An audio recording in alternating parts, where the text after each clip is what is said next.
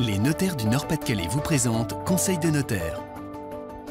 Bonjour à tous, ravi de vous retrouver pour de nouveaux conseils des notaires. Aujourd'hui, coup de projecteur sur le mandat de protection future avec vous, Maître Ibon. Merci d'être avec nous. Alors, expliquez-moi tout simplement ce qu'est justement ce mandat de protection future.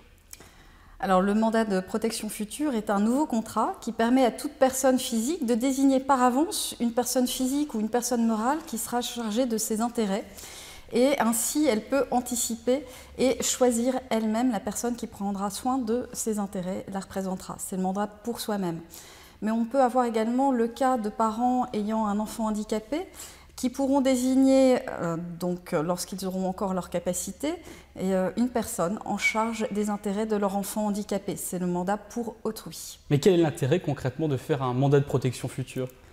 Ce mandat a un côté beaucoup moins impersonnel puisque c'est la personne elle-même qui choisit, qui désigne la personne qui sera en charge de ses intérêts et qui gérera son patrimoine. Cela a un côté beaucoup moins impersonnel que le régime de la tutelle classique. On fait un choix effectivement délibérément. Est-ce que certaines personnes peuvent ne pas faire de mandat de protection future ? Alors effectivement, toute personne majeure ou un mineur émancipé peut faire un mandat de protection future.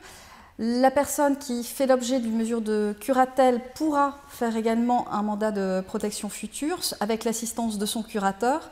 Par contre, une personne qui est déjà sous tutelle ne pourra pas faire ce mandat de protection future. Et comment est mis en œuvre ce mandat ? Alors, le mandataire ne peut pas mettre arbitrairement en œuvre ce mandat puisqu'il doit produire un certificat médical de moins de 2 mois pour justifier qu'en fait le mandant n'a plus sa capacité. Est-ce qu'il y a des pièces justificatives à fournir ?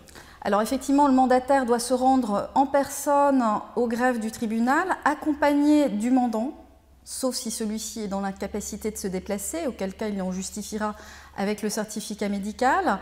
Il doit donc s'y rendre avec l'original, enfin une copie authentique du mandat de protection future, avec une pièce d'identité le concernant, la pièce d'identité du mandant également, et ce fameux certificat médical. Et enfin, pour terminer, quels sont les pouvoirs du mandataire ? Alors, les pouvoirs du mandataire sont quand même encadrés, ils sont quand même limités. Il ne peut pas tout faire. Notamment, il a recours à l'accord du juge des tutelles s'il souhaite vendre le logement du mandant. Merci Maître Ibon pour ces conseils concernant le mandat de protection future. On se retrouve très bientôt pour de nouveaux conseils des notaires. C'était Conseil de notaire avec les notaires du Nord-Pas-de-Calais.